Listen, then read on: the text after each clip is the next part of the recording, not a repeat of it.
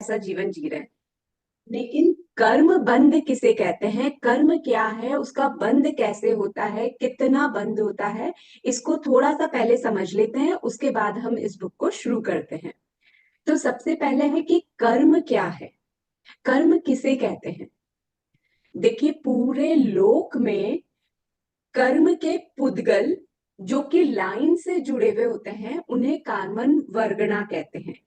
ये एक एक कर्म भी हो सकते हैं, दो दो के ग्रुप में भी हो सकते हैं, तीन तीन के ग्रुप में भी हो सकते हैं। इनकी पूरी जो चेन होती है उसे वर्गणा कहते हैं। ऐसे कार्मण वर्गणाएं पूरे लोक में अनंत हैं, ठसाठस भरी हुई हैं।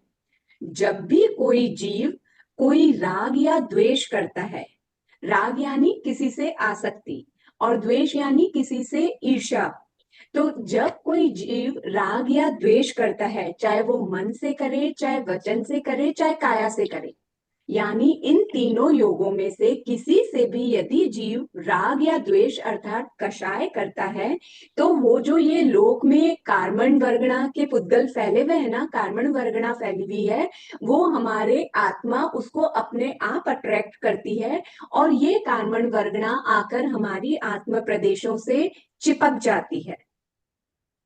हमने क्या देखा कि जब कोई जीव कषाय करता है, राग द्वेष करता है, चाहे मन से करे, वचन से करे, चाहे काया से करे, तो जो लोक में फैले हुए कार्बन वर्गणा के पुद्गल हैं, वो आकर हमारी आत्मा से चिपक जाते हैं। इसे ही कर्म कहते हैं। जब तक ये आत्मा से चिपके हुए नहीं है, फ्री घूम रहे हैं लोक में, तब तक ये कार्बन वर्गणा के पुद्गल कहलाएंगे। लेकिन जब ये आकर आत्मा प्रदेशों से हमारी आत्मा से जुड़ जाएंगे, तो इन्हें ही कर्म कहेंगे। तो ये क्लियर है सभी को कि कर्म किसे कहते हैं। वे कार्बन वर्गणा के पुद्गल जो अभी तक स्वतंत्र घूम रहे थे, जब भी किसी कोई जीव, जैसे मैं कोई कषाय कर रही हूं, मैं गुस्सा कर रही हूँ, चाहे मैं बोल करके गुस्सा जाहिर कर रही हूँ, चाहे मन में किसी के प्रति गुस्से के भाव हैं, तो मेरे आत्म प्रदेशों में एक हलचल होगी। उन हलचल की वजह से ये कार्बन वर्गणा के पुद्गल अट्रैक्ट होंगे और मेरी बॉडी में जो आत्मा है उस पे चिपक जाएंगे। ऐसा नहीं है कि सिर्फ आकर मन से चिपक रहे हैं या सिर्फ दिमाग में चिपक रहे हैं, नहीं, ये मेरी पूरी बॉडी में जो मेरे आत्म प्रदेश फैले हुए हैं, उस पूरे आत्म प्रदेशों पे, हर एक आत्म प्रदेश पे आकर चिपक जाएंगे। तो हमारी आत्मा में आत्म प्रदेश कितने होते हैं, हर एक की आत्मा में असंख्य आत्म प्रदेश होते हैं। तो हर असंख्य आत्म प्रदेशों पर, हर एक आत्म प्रदेश पे आकर ये कार्बन वर्गणा के पुद्गल चिपक रहे हैं। तो यानी कि एक समय में मैंने कितने को खींचा होगा, कितने वर्गणाओं को अट्रैक्ट किया होगा। तो हम संख्य असंख्य इनको अट्रैक्ट नहीं करते। हम जब भी कोई भी क्रिया कर रहे हैं ना, तो हम अनंत कार्बन वर्गणा की पुद्गलों को एक साथ खींचते हैं और एक एक आत्म प्रदेश पे वो अनंत अनंत कार्बन वर्गणा आकर चिपक जाती है, जिसे हम कर्म कहते हैं। तो सोचिए, हम दिन भर में कितना कुछ करते होंगे, तो हम कितने अनंता अनंत कर्मों का बंधन कर लेते होंगे। तो इस बुक में हमें वही सिखाया जा रहा है कि हम कैसे इन अनंता अनंत कर्म बंधनों से बच सकते हैं। हमें ज्यादा मेहनत नहीं करनी, सिर्फ थोड़ा सा सजग रहना है। यदि हम थोड़ा सा अपना विवेक रखें, तो यत्न रखें, तो हम बहुत सारे भारी कर्मों के बंध से रुक सकते हैं। तो अभी हमने समझा कि कर्म किसे कहते हैं। अब शब्द है कर्म बंध। बंध किसे कहते हैं, ये जो आत्मा के साथ कार्बन वर्गणा का चिपकना है, इसे बंध कहते हैं। ये क्यों आत्मा से आके चिपके, क्योंकि आत्मा ने कषाय किया।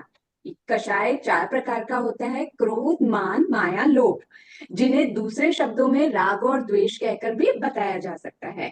तो जैसे ही आत्मा ने कषाय किया, तो उससे जो कार्बन वर्गणा के पुद्गल अट्रैक्ट हुए, वो ये डिसाइड होता हो जाएगा उसी समय कि ये आके आत्मा पर क्या करेंगे, कैसा प्रभाव डालेंगे। क्या आत्मा के ज्ञान गुण को ढक देंगे, या उसके दर्शन गुण को ढकेंगे, या उसको वेदना देने वाले होंगे, या नहीं अच्छा काम किया है तो साता देने वाले होंगे।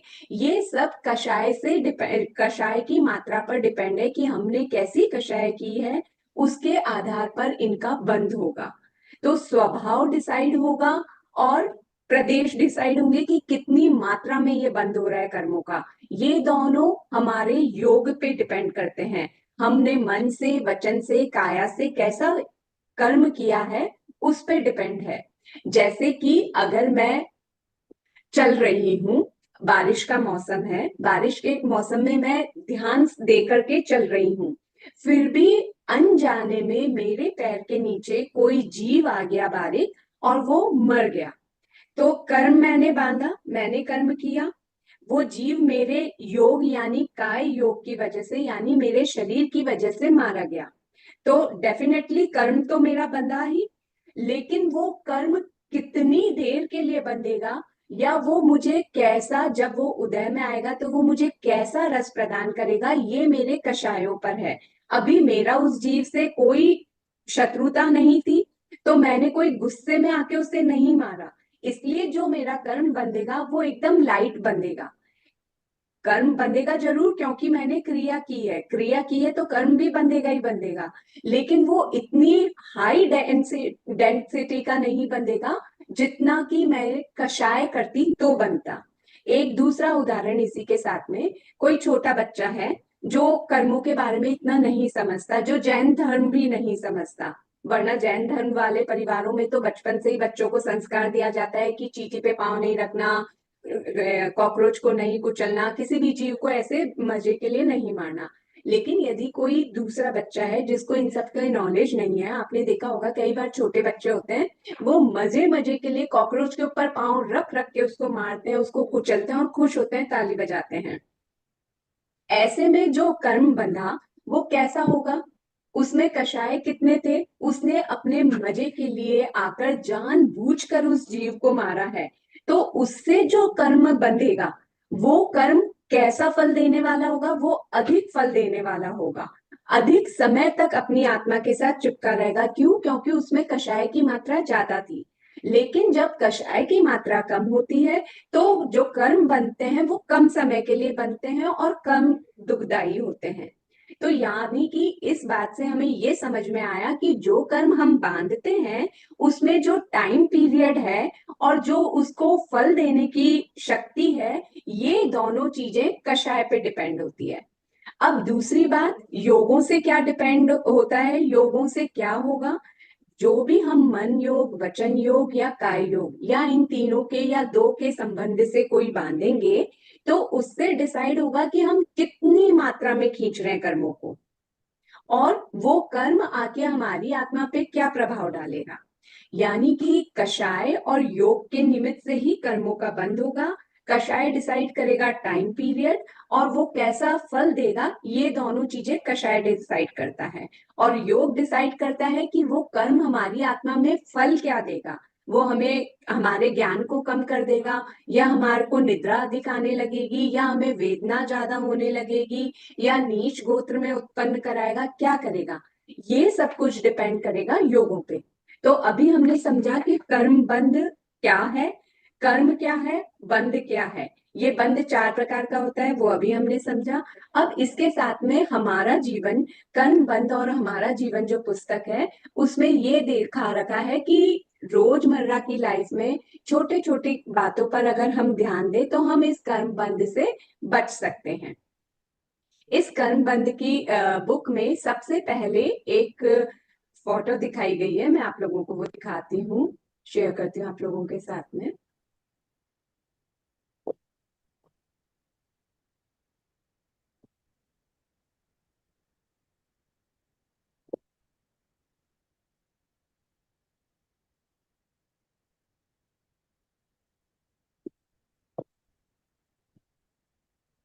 देखिए क्या दिखा रखा है फ्रंट पेज पे। सबसे ऊपर एक मुक्त आत्मा, सिद्ध आत्मा, जिसपे कोई भी कर्म नहीं है, इसीलिए वो अपने ही तेज से चमक रही है। उस पे किसी भी कर्म का आवरण नहीं है, इसीलिए वो लोक में ऊपर है। उसके बाद दिखा रखा है एक पेड़। उस पेड़ की जड़ें कैसी दिखा रखी है? किससे बन रहा है वो पेड़? राग और द्वेष से, यानी कषायों से। क्या हो रहा है? जितना ज्यादा कषाय करेंगे, यानी जितना हम कषायों में पेड़ में पानी डालेंगे, जितना उसको खाद देंगे, वो उतना ही फल फूल देगा। तो इसी प्रकार से हम जितना कषाय करेंगे, जितना राग द्वेष करेंगे, उतने ही ज्यादा कर्मों को बांधेंगे। हमारा जो कर्म रूपी पेड़ है वो उतना ही फल देने वाला होगा। तो यहाँ पे यही दिखा रखा है। इसका मूल क्या है? मूल यानी जड़। कर्मों का मूल क्या है? राग और द्वेष। यदि हमने राग और द्वेष किया तो ये कर्म रूपी पेड़ पनपता ही जाएगा, फलता फूलता ही जाएगा। तो हमें क्या करना है? हम क्या चाहते हैं? क्या हम चाहते हैं कि ऐसा पेड़ वृद्धि करे, हमें दुख दे, परेशान करे, हमारे ज्ञान को कम करे? नहीं, कोई भी जीव ये कभी नहीं चाहेगा। हर जीव सुख चाहता है। वो चाहता है कि वो हमेशा खुश रहे, उसको अच्छे से अच्छा ज्ञान हो, उसके पाप कर्म कम से कम बने, वो अच्छी देव गति में जाए, सिद्ध गति में जाए। कोई नहीं चाहेगा कि नरक और तिर्यंश के दुखों को सहन करे। सब चाहते हैं कि उसमें इतनी शक्ति हो कि वो जो चाहे वो कर सके। सब चाहते हैं कि मेरा सुदेव, सुगुरु, सुधर्म पर निरंतर श्रद्धा बनी रहे। तो ये सब कब होगा? हमारे मन में ऐसे भाव कब जागेंगे? जब हम कर्म को समझेंगे, कर्म बंध को समझेंगे, उनके कारणों को समझेंगे, तो ही हम इन सब से छुटकारा पा पाएंगे। तो ये कर्म बंध और हमारा जीवन है। कर्म 8 प्रकार के कहे गए हैं। ये कर्म 8 प्रकार के कौन कौन से हैं, किस अपेक्षा से इन्हें प्रकार के कर्म कहे गए हैं? तो ये जो कर्म हमने बांधे थे, वो हमारी आत्मा के जिस मूल गुण को आवरण करेंगे, वो उस नाम का कर्म कहलाएगा। जैसे जो कर्म मैंने बांधा, यदि वो आकर मेरे ज्ञान गुण को ढक लेता है, मेरा ज्ञान कम कर देता है, तो वो कहलाएगा ज्ञानावरणीय कर्म। कोई कर्म जो मैंने बांधा वो आकर मेरे दर्शन गुण को ढक देता है, तो वो कहलाएगा दर्शनावरणीय कर्म। इसी तरह यदि मैंने कोई ऐसा कर्म बांधा जो कि मुझे वेदना देगा, चाहे वो अच्छी वेदना, वेदना यानी उदय में आना, भोगना यानी फील करना, चाहे मुझे अच्छी फीलिंग दे, चाहे बुरी फीलिंग दे, तो वो कहलाएगा वेदनीय कर्म। इसी प्रकार जो कर्म मेरे को, मेरी आत्मा को मोहित कर दे, यानी मुझे सही और गलत का फैसला करने की शक्ति उत्पन्न ना होने दे मेरी आत्मा में, या मैं सही जान भी रही हूं लेकिन मैं उसको फॉलो नहीं कर सकूं, तो ऐसा कर्म मोहनीय कर्म कहलाएगा। फिर नेक्स्ट है आयुष्य कर्म। जिस कर्म के उदय से मैं किसी एक गति में निश्चित समय तक रुकी रही, यानी मनुष्य गति में या देव गति में या नरक गति में या तिर्यंश गति में, एक टाइम पीरियड के लिए, निश्चित टाइम पीरियड के लिए रुकी रहूंगी, तो वो कर्म होगा आयुष्य कर्म। नेक्स्ट है नाम कर्म।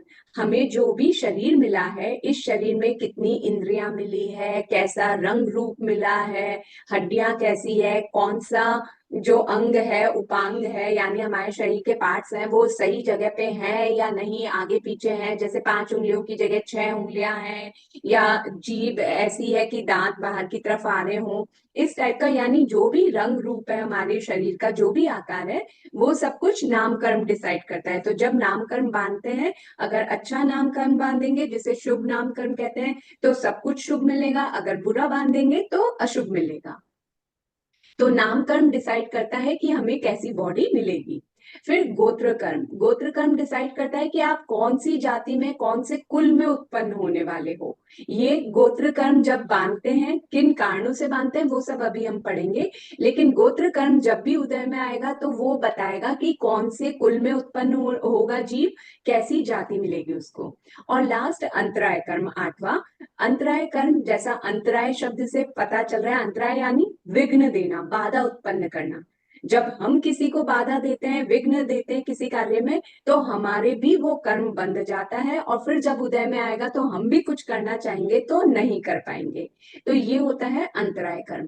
तो टोटल कर्म 8 प्रकार के देखे हमने। ज्ञानावरणीय कर्म, दर्शनावरणीय कर्म, वेदनीय कर्म, मोहनीय कर्म, आयुष्य कर्म, नाम कर्म, गोत्र कर्म और अंतराय कर्म। ये 8 कर्म इस अपेक्षा से ये बने हैं क्योंकि हमने कैसा योग किया था कर्म बंध के समय पर, उस पे डिपेंड हुआ कि कर्म ने हमारी आत्मा के कौन से गुण को प्रभावित किया है। तो अभी हम सबसे पहले पढ़ेंगे ज्ञानावर्णीय कर्म। ज्ञानावर्णीय कर्म के बंध के 6 कारण बताए गए हैं। पहले ज्ञानावर्णीय कर्म समझ लेते हैं कि ज्ञानावर्णीय कर्म किसे कहते हैं। उससे भी पहले ये कर्म इफेक्ट डालते हैं या नहीं डालते हैं, ये हम ऐसे समझ सकते हैं कि वाकई में जैसे कोई जैन नहीं है, अजैन है, तो वो कहेगा कोई कर्म वर्म नहीं होता। जैन दर्शन में हम मानते हैं कर्मवाद है, क्योंकि भगवान महावीर स्वामी कह के गए हैं कि कर्म होते हैं, कर्मों की वजह से ही जीवों में डिफरेंस होता है। लेकिन जो अजैन है, जो जैन नहीं है, जो भगवान महावीर स्वामी की बातों को नहीं मानता है, नहीं जानता है, हम उसे कैसे विश्वास दिला सकते हैं कि कर्म होता है। और हम खुद अपने आप में कैसे विश्वास रख सकते हैं, अपने बच्चों को कैसे बता सकते हैं कि कर्म जैसी कोई चीज है। कर्म दिखाई तो नहीं देती ना कि हम किसी को इंट्रोड्यूस करा सके कि देखो ये कर्म है और कर्म होते हैं, इसलिए अच्छे कर्म करो, बुरे कर्म नहीं करो, नहीं दिखा सकते है ना। तो हम कैसे फील करा सकते हैं कि कर्म होता है। इसी दुनिया में एक तरफ 6 खंड का अधिपति होता है जिसे चक्रवर्ती कहते हैं, तो दूसरी तरफ एक भिखारी भी होता है जो फुटपाथ पे रहता है, उसके पास कुछ भी नहीं है। क्यों दोनों में इतना डिफरेंस है? क्या वजह है कि दोनों, एक कोई इतना अमीर है और एक इतना गरीब है कि खाने तक का पता नहीं? तो उन्होंने अगर इस भाव में कुछ नहीं किया तो पहले कहीं तो कुछ किया होगा, जिस वजह से आज एक अमीर बना एक गरीब बना। तो इससे पता चल रहा है कि कुछ है पीछे शक्ति जिस वजह से ऐसा हो रहा है। तो उसी शक्ति का नाम है कर्म। कर्मों की वजह से जिसने अच्छे कर्म किए थे आज वो चक्रवर्ती के सुख भोग रहा है, और जिसने बुरे किए थे वो गरीबी में गुजर बसर कर रहा है। सेकंड, यहाँ पे और हम देख सकते हैं, एक भरे पूरे परिवार में फल फूल रहा होता है और दूसरा अनाथ गलियों में भटक रहा होता है। एक ऊंचे कुल में पैदा होता है तो दूसरा नीचे कुल में। एक निरोग और स्वस्थ है, यानी उसको कोई बीमारी नहीं है, जबकि दूसरा बीमार है। एक का चेहरा आकर्षक है, सुंदर है, दिखने में बहुत अच्छा अट्रैक्टिव है, लेकिन दूसरे का चेहरा डरावना और भद्दा है। एक सिर्फ एग्जाम से पहले पढ़ता है फिर भी फर्स्ट क्लास में पास हो जाता है, मतलब फर्स्ट रैंक से पास हो जाता है। कोई कुछ कहना चाह रहे हैं बीच में? जबकि दूसरा साल भर पढ़ाई करता रहता है, रटता रहता है, फिर भी वो उतने अच्छे मार्क्स से पास नहीं हो पाता है। एक की दुकान पर दिन भर ग्राहक आते रहते हैं बिजनेसमैन के शॉप पर, लेकिन दूसरों के मक्खियां ही उड़ती रहती है, वो इंतजार करता रहता है कि काश मेरी दुकान पे ग्राहक आए। एक का अद्वितीय शाश्वत जैन धर्म प्राप्त होता है तो दूसरा दर दर की ठोकरें खाता है। एक को चिंतामणि रत्न से भी अमूल्य गुरुदेव प्राप्त होते हैं, सदगुरु मिलते हैं, तो दूसरे को कोई समझाने वाला नहीं है, वो भव सागर में डूबने वाला है। तो ये डिफरेंस क्यों है? आखिर कहीं कोई एक शक्ति तो होगी जिसकी वजह से दो व्यक्तियों में इतना डिफरेंस है। वही शक्ति का नाम कर्म है। तो ये कर्म में ये देखिए, ये दिखा रखा है, जैसे हम जैसा कर्म करेंगे वैसा ही हमें मिलेगा। पहली पिक्चर में दिखा रहे हैं कि हम दूसरों के घर में कचरा डाल रहे हैं, वो नेक्स्ट घर में कचरा डाल रहे हैं, नेक्स्ट वाला नेक्स्ट में, और वापस लास्ट। हाँ मंजू जी, कुछ बोल रहे हैं आप? तो जो लास्ट वाला है वो वापस हमारे ही घर में कचरा डाला है, यानी हम जैसा करेंगे वैसा ही हमें प्राप्त होगा। जैसे आपने बूमरैंग भी देखा होगा, जिसको घुमा कर फेंकते हैं, वापस वो क्या करता है? बूमरैंग को हम जहां से भी फेंकेंगे ना, वो वापस वहीं आके टकराएगा। तो यानी जैसा कर्म हम बांधेंगे वैसा ही वापस हमें फल देगा। इसी तरह से यहाँ पे और भी दिखा रखा है, ये बना रखा है, इसको अगर एक को गिराएंगे तो वो वापस आके सब हमारे ही ऊपर गिरने वाले हैं। इसी तरह बैलेंस वाला पहाड़ पे दिखा रखा है, अगर हमने सामने वाले को तीर मार के गिराया तो क्या हम बच पाएंगे? हाँ प्रीति जी। उसको बोलना वो भी आ जाए। प्रीति जी आप कुछ कह रहे हैं क्या?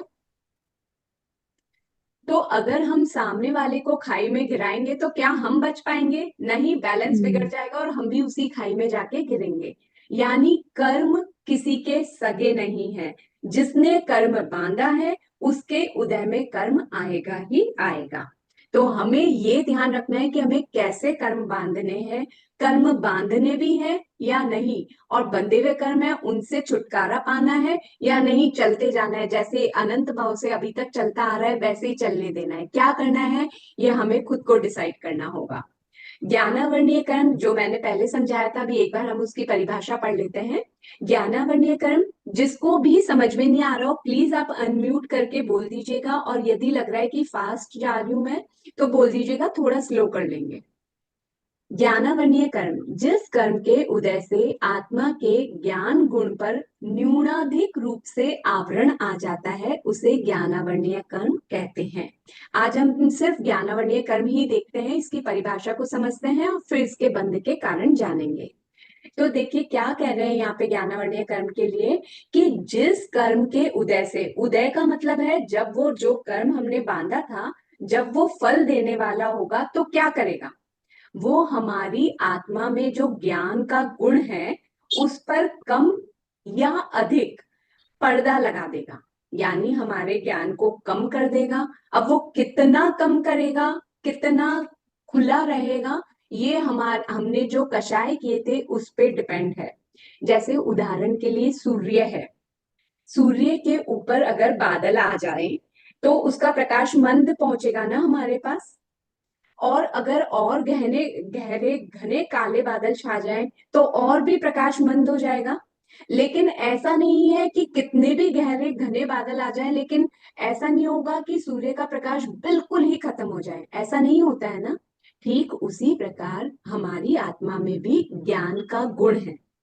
जब हम कर्म बांधते हैं तो अगर हमने हल्के ज्ञानावरणीय कर्म बांधे हैं तो हमारा ज्ञान गुण कम उजागर होगा, हल्के बांधे हैं तो ज्यादा याद रख पाएंगे, ज्यादा ज्ञान होगा। लेकिन अगर कषाय ज्यादा किया है और मैंने ज्यादा ज्ञानावरणीय कर्म बांध लिए हैं तो मेरी आत्मा का जो ज्ञान गुण है वो कम हो जाएगा, यानी मुझे याद कम रहेगा, मैं कितनी बार भी पढ़ूं मुझे समझ में नहीं आएगा, कोई मुझे बुला रहा है वो भी मुझे समझ में नहीं आएगा कि वो क्या कह रहा है, मुझे दिख रहा है पर ये भी समझ में नहीं आएगा कि मुझे क्या दिख रहा है। तो ये सब किस वजह से हो रहा है, क्योंकि मैंने ज्ञानावरणीय कर्म बहुत बांधे। तो ज्ञानावरणीय कर्म क्या कर रहा है, ज्ञानावरणीय कर्म बादल के समान है और हमारी आत्मा सूर्य के समान है। हमारी आत्मा में जो ज्ञान गुण है उस पर यदि मैंने ज्ञानावरणीय कर्म चढ़ा दिया तो वो मेरी आत्मा के ज्ञान गुण को ढक लेगा, मुझे इतनी नॉलेज नहीं हो पाएगी जितनी एक्चुअल में होनी चाहिए। साथ में ये बात भी ध्यान देनी है कि ज्ञानावरणीय कर्म चाहे मैं कितना भी बांध लूं, लेकिन ऐसा नहीं होगा कि मेरी आत्मा से ज्ञान गुण पूरी तरह से ही खत्म हो जाए, ऐसा पॉसिबल ही नहीं है। क्योंकि ज्ञान और दर्शन ये हर आत्मा के, हर जीव के मूल गुण है। तो मूल गुणों पर आवरण आ सकता है, पर्दा आ सकता है, लेकिन वो गुण ही आत्मा से खत्म हो जाए ऐसा पॉसिबल ही नहीं है। यदि ऐसा होता तो जीव अजीव बन जाता, क्योंकि ज्ञान और दर्शन अजीव में नहीं होता, हर जीव में होता है। इसीलिए चाहे कितना भी गहरा ज्ञानावरणीय कर्म बांध लो, लेकिन ज्ञान गुण तो रहेगा ही आत्मा में। ऋषभ जी प्लीज आप म्यूट करें। तो अभी हम समझ रहे हैं कि जो कर्म हमने बांधा वो कम या अधिक रूप से हमारे ज्ञान के ऊपर आवरण डाल देता है। अब ये किन कारणों से हमने ज्ञानावरणीय कर्म बांधते हैं, तो ये 6 कारण हैं जिन वजहों से हमारी आत्मा पर ज्ञानावरणीय कर्म बंध जाता है। यानी जो कर्म हमने अट्रैक्ट किए हैं वो हमारे ज्ञान गुण को ढक देते हैं। ऐसा हम क्या करते हैं जो ऐसा होता है, 6 कारणों से ऐसा पॉसिबल है। ये 6 कारण। हाँ जी, ये जो अपने ज्ञानावरणीय कर्म है ये सिर्फ इंसानों में बनता है कि सब में मतलब चिड़ियन में भी होता है? सभी चारों गतियों के जीवों में होता है। अगर आप गुणस्थान की नॉलेज रखते हैं तो ये 10वें गुणस्थान तक के हर एक जीव के हर समय बंधता है। यानी आपने जो पूछा, प्रेरणा जी प्लीज म्यूट कर लीजिए। चाहे आरती जी आप मनुष्य, होस्ट है, आप उनको कर सकते हैं म्यूट। ठीक है। और ऋषभ भैया आप भी प्लीज अपने आप को म्यूट कर लीजिए, जो प्रश्न पूछ रहा है उसके अलावा कोई भी अनम्यूट ना हो।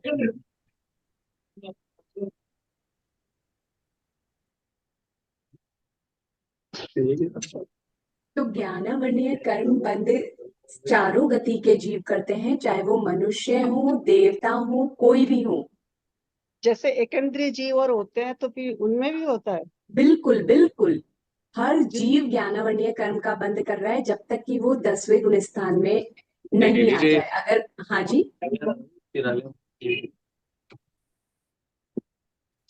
जिनके मन नहीं होता, जैसे संगी असंगी होते हैं, वैसे उनमें भी होता है। सभी में क्यों होता है? क्योंकि मैंने कहा कि जीव का गुण ही ज्ञान और दर्शन है। तो एक इंद्रिय जीव भी जीव है ना, यानी उसकी आत्मा में ज्ञान तो है।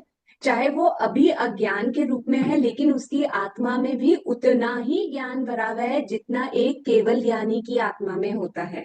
हर आत्मा में उतना ज्ञान होता है जितना केवल ज्ञानी की आत्मा में होता है। बस ये है कि हमने उस पे आवरण लगा दिया कर्म बांध बांध के, और एक इंद्रिय जीव ने इतना गहरा आवरण लगा दिया कि उसका ज्ञान अभी अज्ञान के रूप में दिख रहा है उसमें भी ज्ञान ही, लेकिन वो अज्ञान के रूप में प्रकट हो रहा है। बाकी हर जीव में हर समय ज्ञान रहेगा ही रहेगा, चाहे वो कितना भी सूक्ष्म जीव क्यों ना हो।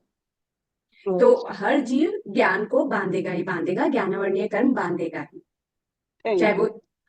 और कुछ? ठीक है, और भी किसी को डाउट हो तो आप अनम्यूट करके बीच में पूछ सकते हैं। अब ये ज्ञानावरणीय कर्म बांधने के जो हमने 6 कारण बता रहे हैं, वो कौन कौन से हैं उनको समझते हैं। जैसे सबसे पहले है ज्ञान प्रत्यनीकता। प्रत्यनीकता का मतलब क्या होता है? प्रत्यनीक कहते हैं शत्रु को। तो ज्ञान प्रत्यनीकता यानी ज्ञानी, ज्ञान अथवा ज्ञानी का शत्रु, यानी विरोध करना। जब हम किसी भी ज्ञान के या ज्ञानी के का विरोध करते हैं तो हम ज्ञानावरणीय कर्म को बांध लेते हैं। अब यहाँ पे ज्ञान और ज्ञानी से मतलब क्या है? सिर्फ जो मारासा है वही ज्ञानी हो ऐसा नहीं है, सिर्फ जो सही बोल रहा हो वही ज्ञानी हो ऐसा नहीं है। हर जीव में, क्योंकि हम कह रहे हैं कि ज्ञान है, तो अगर मैं किसी भी जीव के ज्ञान का विरोध करती हूँ तो मैं ज्ञानावरणीय कर्म को बांध लेती हूँ। यानी मतलब अपन धर्म के क्षेत्र में तो समझे जो समझे, अपनी डेली रूटीन में भी अगर घर में देरानियां जेठानियां हैं, एक को बहुत अच्छी डिश बनानी आती है और दूसरी को नहीं आती, तो जिसको नहीं आती अगर वो पहले वाली के ज्ञान में, यानी वो डिश बनाने की रेसिपी में मीन मेक निकाले कि नहीं ये तो ऐसा नहीं, ये अच्छा नहीं होता, ऐसा करे, तो भी ज्ञानावरणीय कर्म बंध जाएगा। डेली रूटीन की बात कर रही हूं मैं। तो अगर मैं मारासा के विरोध में कुछ बोलूं तो कितने भारी कर्मों को बांध लूंगी, क्योंकि वो कितनी उच्च आत्मा है। तो कहीं पे भी अगर हम ज्ञान या ज्ञानी का विरोध करते हैं, ज्ञान की पुस्तकों का विरोध करते हैं, ज्ञान की बातों का विरोध करते हैं, तो ज्ञानावरणीय कर्म बंधता है। तो इस तरह से जो ज्ञानावरणीय कर्म बंधा उसे बोलते हैं ज्ञान प्रत्यनीकता। प्रत्यनीक का मतलब होता है शत्रु, यानी विरोधी। तो जो ज्ञान का विरोध करेगा उसके उसी समय ज्ञानावरणीय कर्म बंद हो जाएगा। ये पॉइंट क्लियर हुआ सभी को? सेकंड पॉइंट है ज्ञान निन्हवता। निन्हव यानी होता है छिपाना, अपलाप करना। ज्ञान निन्हवता का मतलब क्या हुआ? ज्ञान अथवा ज्ञानी को छिपाना। जैसे मैंने कोई चीज सीखी, अब मैं, जैसे अभी मैं आपको पढ़ा रही हूँ, आप मुझसे पूछे कि ये आपने कहाँ से सीखा, तो मैं कहूँ बस मैंने तो अपने आप ही सीख लिया इधर उधर से बुक पढ़ के। मैंने ये नहीं बताया कि मेरे गुरु कौन है। तो मैंने क्या किया? मैंने तुरंत ज्ञानावरणीय कर्म का बंध कर लिया। क्यों? क्योंकि मैंने अपने, जिसने मुझे ज्ञान दिया उसके नाम को छिपाया। तो ज्ञान निन्हवता मतलब ज्ञान अथवा ज्ञानी को छिपाना। ज्ञानी यानी जिसने मुझे ज्ञान दिया, मैंने उसका नाम छिपा लिया। ज्ञान इसी तरह यदि दो के एग्जाम है, एक मेरी फ्रेंड मुझसे पूछे कि क्या आपने ये सारा पोर्शन कर लिया, कल एग्जाम है तो।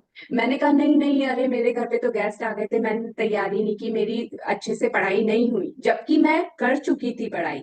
तो ये मैंने क्या किया, मैंने ज्ञान को छिपाया, मैंने उसको सही नहीं बता करके झूठ बोला और अपने ज्ञान को छिपा लिया। ये हुआ ज्ञान निर्भरता। तो किसी भी प्रकार से यदि ज्ञान का या ज्ञानी के नाम को छिपा रहे हैं तो भी ज्ञानावरणीय कर्म बंधेगा, और इसे हम कहेंगे ज्ञान निर्भरता। थर्ड पॉइंट है ज्ञान अंतराय। अंतराय का मतलब होता है विघ्न या बाधा, और ज्ञान अथवा ज्ञानी में अगर मैं विघ्न या बाधा डालती हूं तो भी मेरे ज्ञानावरणीय कर्म का बंध होगा। जैसे नॉर्मल सी चीज है, हम घर में रहते हुए बच्चे पढ़ाई कर रहे हो तो हम बोल देते हैं कि बाद में पढ़ लेना, क्या सारे टाइम बुक्स लेकर के बैठा रहता है, थोड़ी देर घर का भी काम कराते, बाजार से सामान लिया।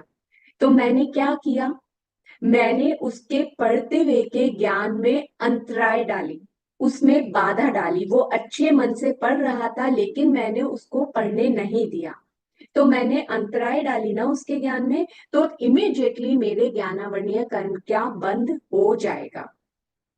इसी तरह से यदि मैं किचन में काम कर रही हूँ, मुझे म्यूजिक सुनना पसंद है, मैंने लाउड म्यूजिक चला रखा है, कोई और अपनी ज्ञान ध्यान साधना कर रहा है या पढ़ाई कर रहा है, स्वाध्याय कर रहा है या कुछ भी पढ़ रहा है, उसका ध्यान भंग हुआ, उसका भी ध्यान उस म्यूजिक की ओर लगा, तो मैंने क्या किया, मैंने वापस उसके ज्ञान में अंतराय डाला, तो मेरे ज्ञानावरणीय कर्म का बंध होगा ना। तो ये कहलाता है ज्ञान में अंतराय डालना, यानी किसी के भी ज्ञान पढ़ते समय या ज्ञानी के किसी भी तरीके से, जैसे महाराज वगैरह हैं, वो किसी को पढ़ा रहे हैं महाराज, और मैं बीच में बोलूं महाराज मथेन बदनामी मंगलिक फरमा दीजिए, तो मैंने अंतराय डाल दी ना, जो महाराज साहब से ज्ञान सीख रहे थे उनके ज्ञान सीखने में अंतराय डाल दी, तो क्या होगा, मेरे ज्ञानावरणीय कर्म का बंद हो जाएगा। तो ज्ञान अथवा ज्ञानी के अगर मैं ज्ञान प्राप्ति में अंतराय डाल रही हूं तो मेरे ज्ञानावरणीय कर्म का बंद होगा, जो कहलाएगा ज्ञान अंतराय। अभी हमने तीन कारण समझे, ज्ञान प्रत्यनिकता यानी ज्ञान और ज्ञानी का विरोध करना, दूसरा पढ़ा ज्ञान निर्भरता यानी ज्ञानी का नाम छुपाना, अपलाप करना, ज्ञान अंतराय यानी ज्ञान में बाधा डालना, पढ़ने नहीं देना, किसी भी वजह से विघ्न डालना।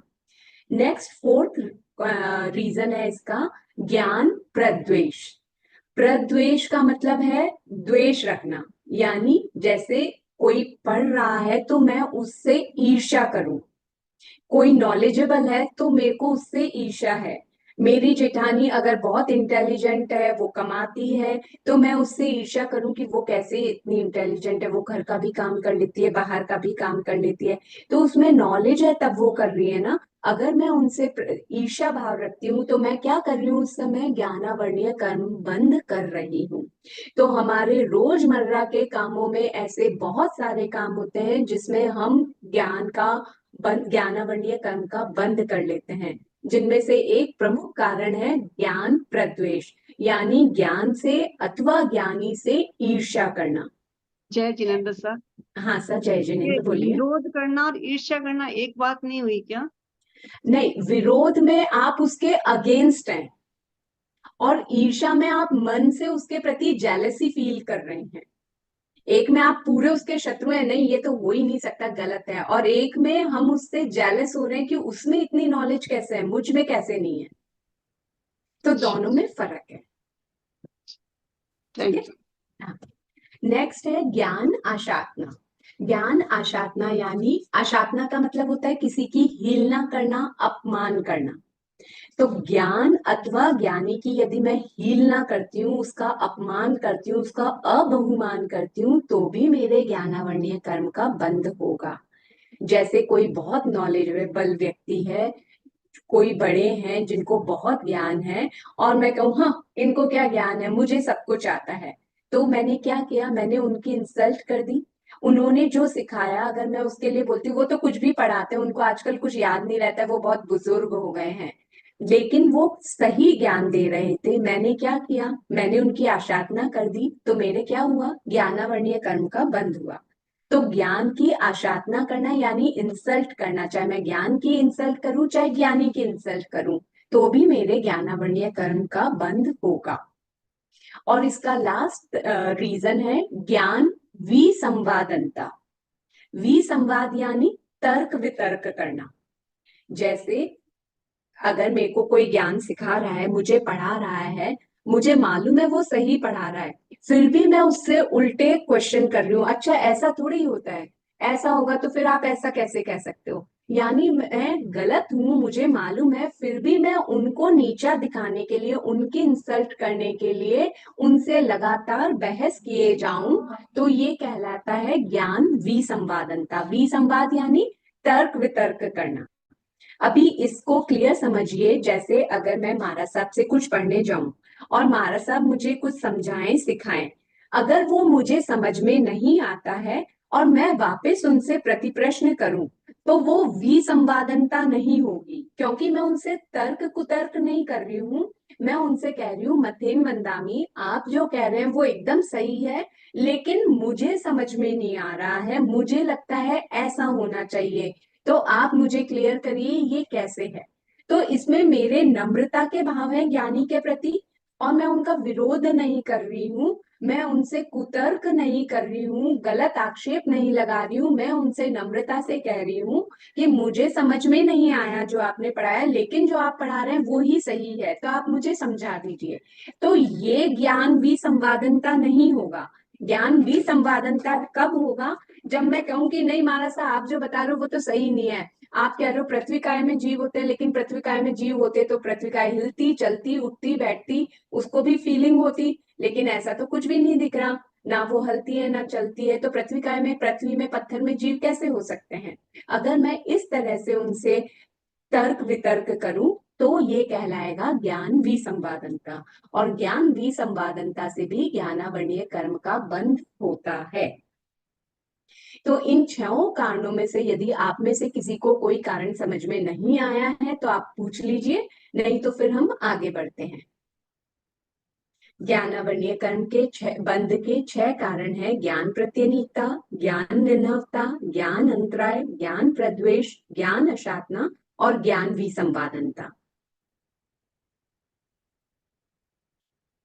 प्रत्यनीकता यानी विरोध करना, निर्णवता यानी छिपाना या अपलाप करना, अंतराय यानी विघ्न या बाधा उपस्थित करना, प्रद्वेष यानी अरुचि, ईर्ष्या या द्वेष का भाव रखना, आशातना यानी हीलना करना, अपमान करना या अबहुमान यानी इंसल्ट, विसंवाद यानी कुतर्क यानी गलत तर्क उपस्थित करना। अब हम इनको, अगर आप लोगों को डाउट नहीं है तो फिर अब हम इनको कुछ कारणों, उदाहरणों के द्वारा समझते हैं इन कारणों को। जैसे सबसे पहले जो हमने कर्म बंध, ज्ञानावरणीय कर्म बंध का कारण देखा था ज्ञान प्रत्यनीकता, तो उसको कुछ उदाहरणों से यहाँ पे समझेंगे तो और क्लियर हो जाएगा। ठीक है, प्रत्यनीकता का मतलब होता है विरोध।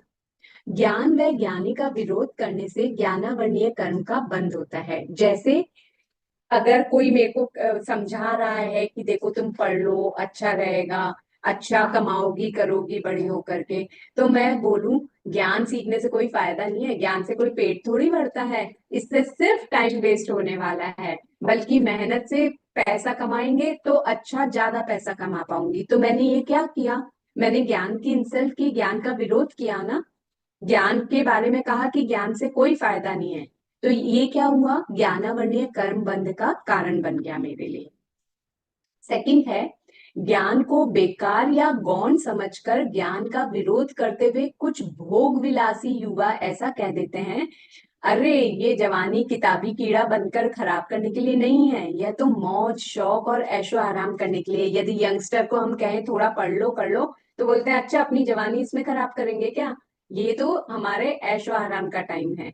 तो इन्होंने क्या किया, जब ऐसा जवाब दिया तो ज्ञान की इंसल्ट की, यानी ज्ञान का विरोध किया, कहा कि ज्ञान कोई काम का नहीं है, तो ज्ञान का विरोध करते ही ज्ञानावरणीय कर्म का बंध हो गया।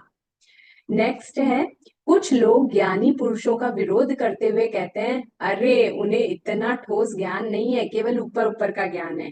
कई बार आपस में बातें करते हुए बोलते हैं ना, अरे वो सिर्फ ऊपर ऊपर दिखावा है, अंदर कुछ भी नहीं है, उनको कुछ इतनी नॉलेज वॉलेज नहीं है, सिर्फ ऐसे ऊपर के दो चार याद कर लिए जुमले और बोल देते हैं।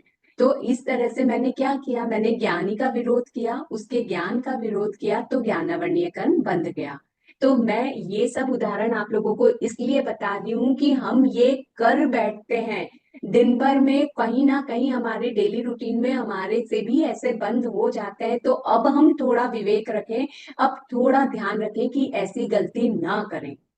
नेक्स्ट है शास्त्र सम्मत सिद्धांतों यानी प्रिंसिपल्स और नियमों का सिर्फ इसलिए विरोध करना क्योंकि हम उनका पालन नहीं करते।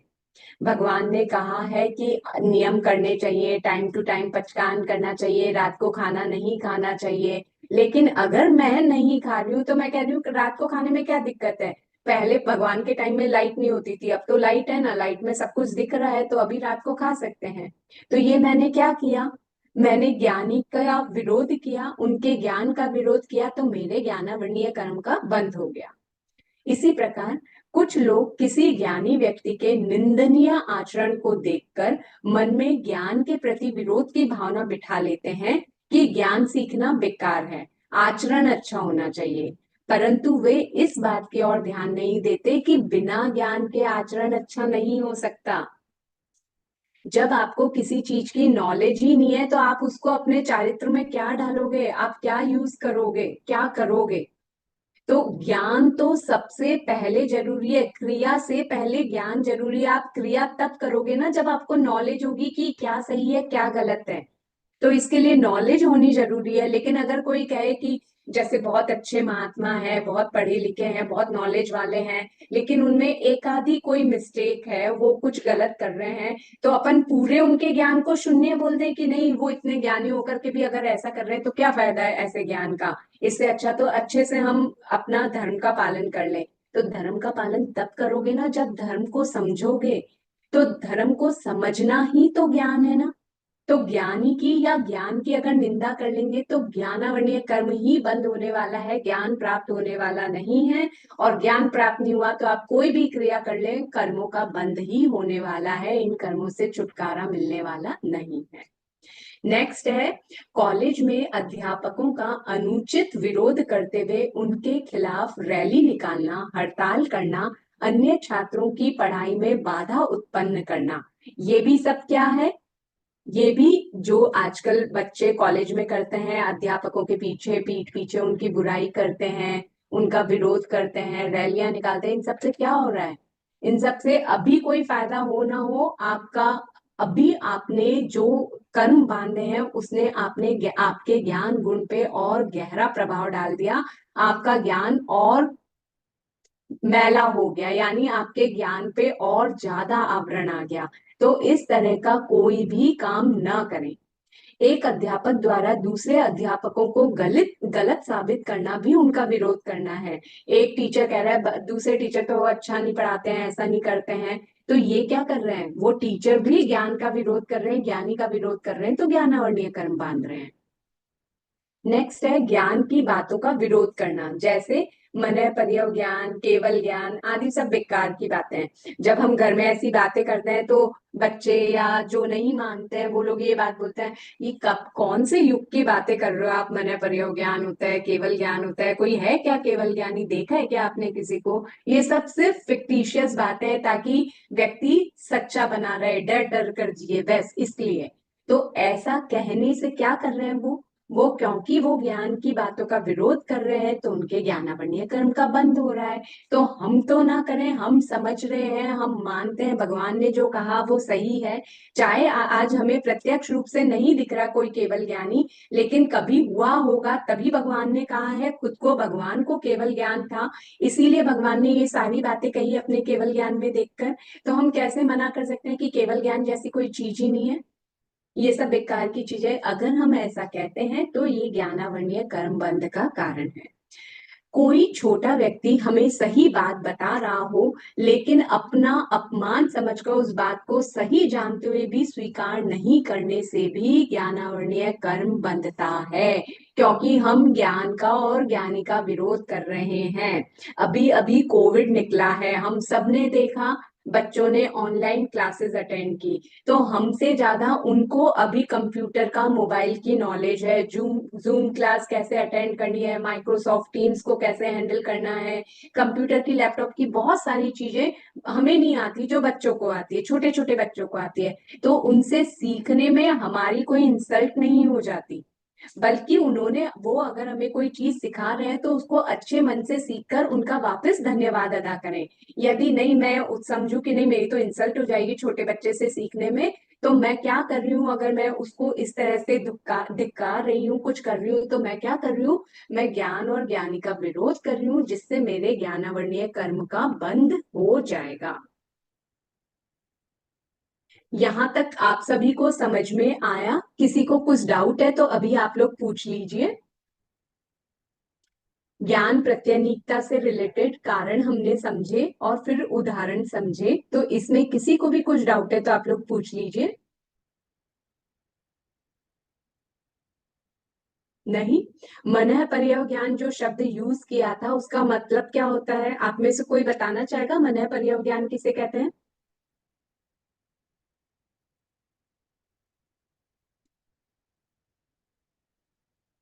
अगर आप लोगों को नहीं आता तो आपने पूछा भी नहीं कि मनः पर्यव ज्ञान क्या होता है। और अगर आता है तो आप शेयर कीजिए, बोलिए, अनम्यूट होके बोल सकते हैं आप। मनः पर्यव ज्ञान का मतलब क्या हुआ? तीर्थंकर जब दीक्षा लेते हैं तब उनको मनः पर्यव ज्ञान हो जाता है, और वेरी उसके गुड। किसी के मन में क्या चल रहा है वो सब जान सकते हैं। जी हाँ। मन प्रवय ज्ञान का मतलब हो गया मन के अंदर हो रही जो हलचल है, जो इंफॉर्मेशन है, उसको जानना। बहुत बढ़िया। क्या मतलब, जैसे अगर मुझे मनः पर्यव ज्ञान हुआ तो मैं क्या एक इंद्रिय के मन में क्या चल रहा है वो जान पाऊंगी? जान सकते हैं। नहीं, वो एक चिकित्सा, जैसे ये जो डॉक्टर है साइकोलॉजी, उस हिसाब से मुझे लग रहा है मन प्रवय ज्ञान। संभावना हाँ, पंचेंद्रिय जीव जो सन्नी जीव होते हैं उनका जान सकते हैं संभावना। जी हाँ, क्योंकि एक इंद्रिय के पास मन ही नहीं है ना, वो असंगी है, तो मैं उनके मन के भावों को, विचारों को कैसे जान पाऊंगी? है ना? ठीक है, अब मेरा सेकंड क्वेश्चन, क्या मैं नैरिकों के मन के भावों को जान सकती हूँ? अगर समझो मुझे मनः पर्यव ज्ञान हुआ या आपको मनः पर्यव ज्ञान हुआ, तो क्या आप नैरिकों के मन के भावों को जान पाओगे? कड़ाई द्वीप में रहे हुए पदार्थ जीवों का मन। जी बिल्कुल। जो अढ़ाई द्वीप के अंदर रहे हुए जीव है ना, पंचेंद्रिय जीव, संगी जीव, यानी जिनके पास मन है, सिर्फ उनके ही मन के भावों को जान सकते हैं। नैरिक जीव इस अढ़ाई द्वीप के अंदर नहीं है, इसलिए हम उनके मन के भावों को नहीं जान सकते।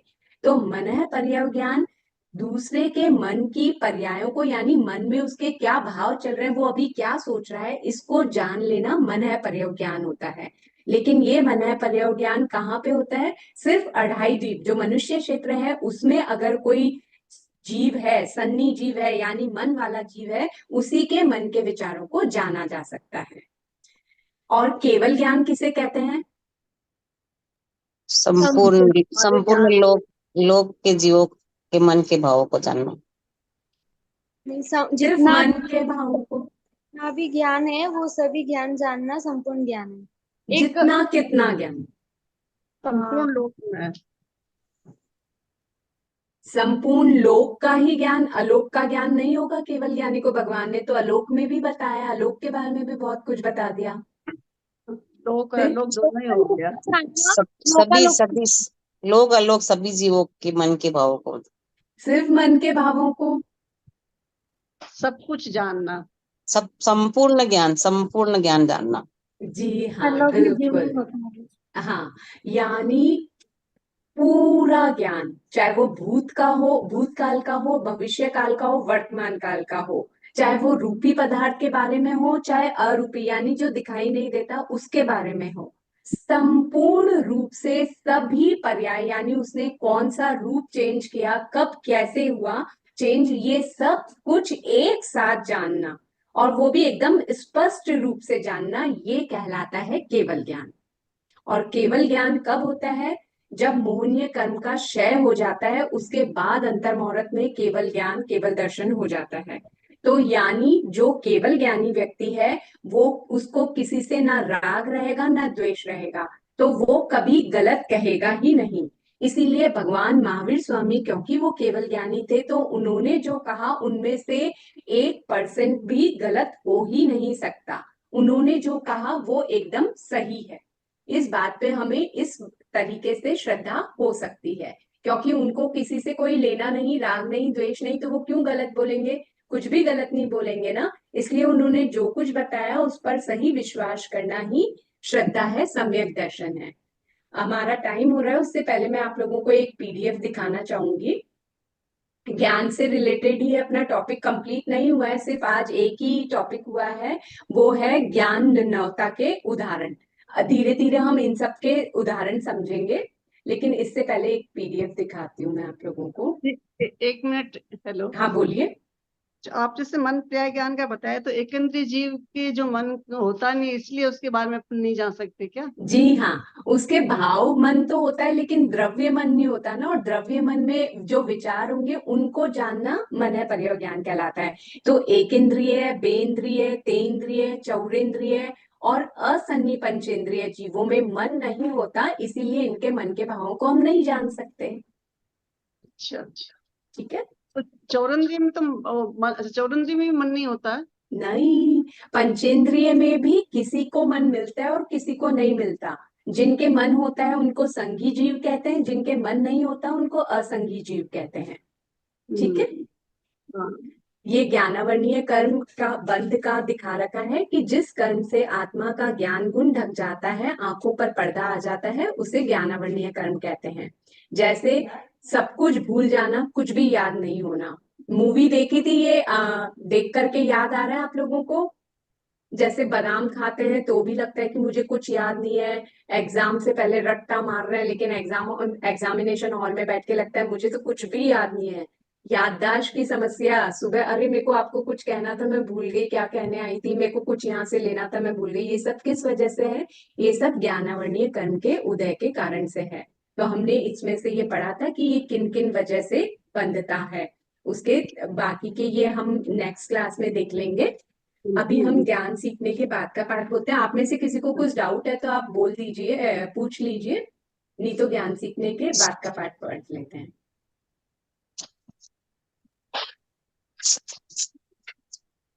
आप सभी अनम्यूट होकर बोल सकते हैं, मैं बोल रही हूँ, आप लोग मेरे पीछे दोहराइएगा। अहो आचार्य भगवान, अहो आचार्य भगवान, अरे भगवान, आप श्री जी ज्ञान के महासागर हैं, आप श्री जी ज्ञान के महासागर है।